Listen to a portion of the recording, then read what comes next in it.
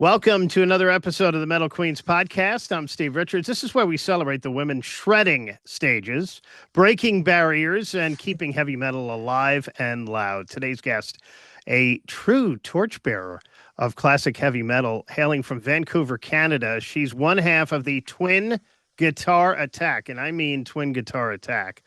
Driving the sound of Iron Kingdom, a band that lives and breathes the spirit of traditional metal while pushing it forward with power and precision, too. Their sixth studio album is coming out on June 6th. It's called Shadows and Dust. And the new single out now is called Defenders. It's already making waves. Iron Kingdom are charging into a massive cross-Canada tour this summer and major festival appearances, too, like Armstrong Metal Fest and Loud as Hell Open Air. Please welcome the lead guitarist of Iron Kingdom, Megan Merrick. Welcome to the Metal Queens podcast. Hello. Hey, Steve. Thanks so much for having me. This is very exciting. Don't get to do interviews very often, so happy to be here. Well, it's great to have you here. You've been with the band since late 2018, early 2019. How did you get involved with this band that's been around since, 2011 now? Mm-hmm. Oh yeah, I first moved to Vancouver in I think it was like 2016, and it took me a while. I was in the wrong scene, I think. I was kind of couldn't figure out which shows to kind of go to, and because I was from Toronto originally, and we had a big, strong heavy metal scene there. But I was looking for more heavy metal and power metal bands and stuff, and I ended up going to all these stoner metal and death metal, which is fine. But I was like, where the heck are the powerful vocals and the soaring leads and stuff like that? And so I ended up going to Hyperspace Metal Festival, which is a festival here in Vancouver. It's actually, unfortunately, the last year that's going to happen. And I saw Iron Kingdom headline, and I had previously been speaking with Chris, the lead singer, because my band from Toronto, Loaded at the time, we were looking to do some shows, and we kind of linked up in regards to kind of business. And so he's like, "Oh, we're playing this festival. You should come check it out." And so I saw them, and I was just like, "Wow, this is amazing!" I was kind of like, it was finally the first band in Vancouver. I was just like jaw dropped, like that's exactly what I needed to see from a local band. And I found out after a conversation with the band that they actually had a like a step-in guitar player at the time, who happened to be actually Chris's brother-in-law, and his sister was the drummer at the time. And so he was just filling in, and they were doing a Gates of Eternity tour. And so anyways, that was kind of the kickoff of the tour, but I saw them there, and he said, "Well, we need a guitar player." And so I said, "Well, heck, like I'm probably going to stay here. This band's pretty sweet, so let's give it a go."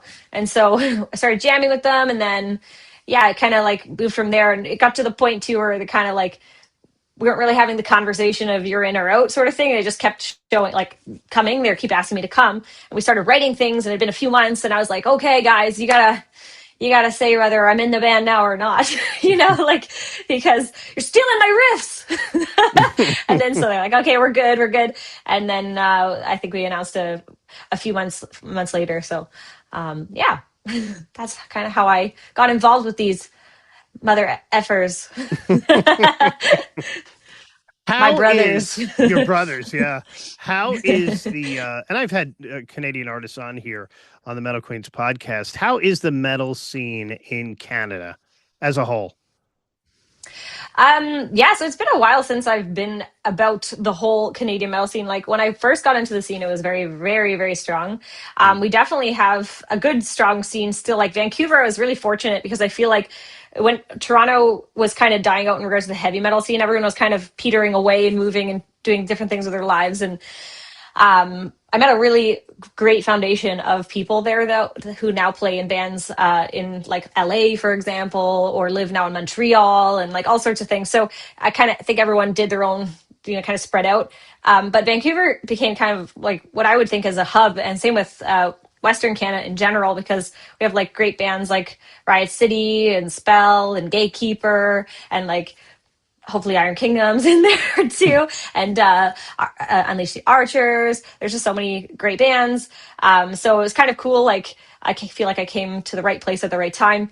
And I'm not too familiar right now with like Montreal or Quebec. And I know good friends in Toronto as well, like Ontario, have a good strong scene there. But I think Quebec's doing very well. In the the very East Coast, we had a good band out there named Blackmore. I know that they kind of petered out to becoming Turbo. So I think there's some bands that are still holding it true, and like kicking ass. And obviously, like I'm just speaking more towards the power and heavy metal sides, but like there's very strong death metal and very strong stoner metal scenes out here in Vancouver, Vancouver Island too. Like we've got some really great bands from there. So it is strong in many different subgenres too, right? So I'm a little bit more narrow minded in what I listen to. But yeah, there's a lot of great bands, very talented musicians. They often play in multiple bands, incest, band incest. Very ancestral, yes. So yeah, Uh, yeah. so, Megan, why the guitar for you? How did you become a guitar player? Actually, my brother was probably my influence when it came to that. I don't know. I thought it sounded really cool, and he was playing Ride the Lightning and like Metallica and Megadeth a lot, and I was like, oh my god, those solos are so cool. But initially, I was actually forced to play piano, and my grandma was very strict. Like my family is basically all musicians, and my grandma was a professional musician, and my dad was as well, and so it was kind of like just expected for you to play piano. And so we were kind of forced to. And then I knew very early I didn't want to do that, and my cousins also the same. And so it was rather like you continue and hate it, or you try to find something else and try to convince your parents that you want to do something else, and that they should possibly purchase you that instrument. So after having a couple arguments, not a couple, but many arguments with my mom, who also didn't like piano, but she knew that grandma wanted me to play piano. So then I asked for a guitar for my birthday, on my 12th birthday. It was like a used shitty Squire with a pink bow on it, and it was great. And I was just like, I need to do this. So then I just learned a slew of other instruments after that in regards to guitar, but I always felt that guitar was an extension of myself. And I'd spend hours and hours just sitting there, before the internet. Well, the internet existed, but we didn't have it really. So, or computer.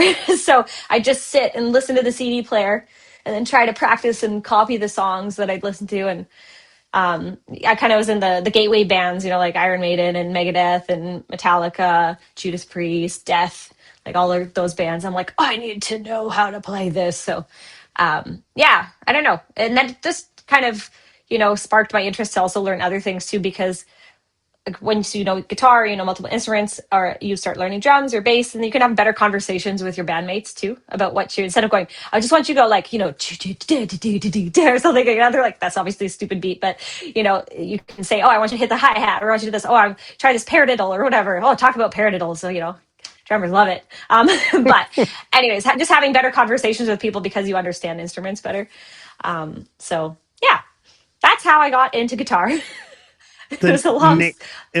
Yes. Iron Kingdom, the name. How did they come up with this name, and what's the meaning behind it? Yeah, it was literally, I think, of a random, like really just trying to come up with a good name. So I think it was literally like get a dictionary and start trying to find words that sound cool together. And it's literally not any more cool than that. But originally the band was Twisted, and they wanted to rebrand to something a little bit more metal sounding, I think. And then, yeah, the guys just got together and kind of, as they do, sitting in a room and just kind of throwing out ideas. And I think that's kind of what they settled on. They're like, it's the kingdom of iron. It's the Iron Kingdom where metal and heavy metal comes together, And becomes one. And they're keeping the faith. Yes. So yeah, that's as simple as it sounds, and it's it is how they came up with the name. It's like nothing crazy. Well, this band thrives on that classic dual guitar energy. How do you and Chris divide roles while still keeping the chemistry just right? How do we divide roles? So are you saying in regards to like writing, playing live? It's playing live, and just playing together. Yeah, even like, okay. Yeah, I mean, it's been like a learning process, and as it is working with another person. Like I was a leader in my previous band, and he's a leader in Iron Kingdom. And so, there's times where we could butt heads, but we also are on the same page, and we both just want the best for the band. So those conversations need to be had. And in regards to guitar playing, he's very strong lead player. I love rhythms, but I also I can play leads, but he loves being in the spotlight, and I know I'm supposed to love being in the spotlight, but I also like just holding fort. So he's given me the opportunity to challenge myself more in that, which has been good. And we both have different musical languages. So it's been interesting. He's very, like, he just knows how to do it. And I'm like more theoretical and I can do it, but I need to understand it in the, you know, A, B, C, D, F, G, A, B, C, like, notation and things like that, and ear, of course. But I can ask him to explain something and he won't necessarily know how to explain it. He just knows how to do it. But I can explain it because I know how to do it. Like, it's weird, but he's super talented. We both have our own ways to communicate. So finding that groundwork and how to communicate has been interesting, but we found a way. And in regards to writing, we all just kind of come together with different riffs and stuff, and we'll kind of, it's very democratic. So even if I'm like, this is the riff, I wrote it so good, blah, blah, blah, and everyone's like, okay, that actually does not go in the song. Like, we can't. And I'm like, okay, it's 3 versus 1. I lose. Show me something better. What do you see? And so we all come up with things. Or, if Chris is really set on an idea and we, again, democratically are all like, okay, that's not, how we saw the song, or how we feel like this fits better or whatever. So it's been really good because everybody's, I think, on the same page in regards to caring about each other and the success of the band and how the songs sound, and, what we'd want to hear as a listener too. So yeah, it's good because he's very Iron Maiden too, as like Chris, and I'm more like Judas Priesty. And so we also, in regards to soloing or stuff like that, if I'm totally okay to back down when it comes to, like, I'm like, this is a Dave Murray solo, like, this is not a me solo. Like, and he loves Dave Murray, and I was like, you can rock this, you're so natural at this. And I'm like, give me the weird ones. Like, I'll take all the most weird keys you can give me, and modes, and like, I'll just, like, Judas Priest, you're like, what is happening right now? Like, what is that even? It just sounds almost ugly or something. And it's like, I love the challenge. So I think we can complement each other very well in that sense. So that's been kind of cool because we both have each other's backs in different ways. So Yeah. anyways. Interesting Sorry for dynamic. Interesting Yes. dynamic of you coming from a band, like you said earlier, where you were the lead. He's a lead too. That had to be, when you joined this band, um, taking a little time to get used to. Oh, for sure. Yeah, yeah. I mean, when you're working with anyone new, like if you go to start a job with somebody you don't know how to, and you're doing a group project, and I'm not always the best team player. Hmm. Like, I work by myself for a reason. I have a sole proprietor. I own my own business, and I work for me only, like, for a reason. And he's also a contractor, or same thing. We both work for ourselves. So he's also a great team player, though. Like, so maybe I'm the one who needs to work on it, and I know, like, I have come a long way. So I try not to be difficult. But sometimes I will say that I'm glad sometimes that I will have a different opinion than everyone, because they won't necessarily see that, and then, like, what I was saying, and they'll be like, oh my God, I'm so glad we took that path instead. I'm not hard about it or anything, but I'm like, maybe we should try this perspective because this might actually help us. And they're like, oh my God, if we had never tried that, then maybe we would have never had that. But otherwise, like, I love that they keep me grounded sometimes. Do something wild. Yeah. The new single is the first single from this album is called Defenders. It's from Shadows and Dust, which is coming out on June 6th, by the way. 10 tracks in all. All right. This song has a little bit of a World War II inspiration to it, right? Yes, it is about the Polish uh, army, and they're basically holding up this um, post office essentially against the Germans for 7 days, and working very, very hard against them, and fighting hard, and yeah, just not knowing if they're gonna be ever coming home again.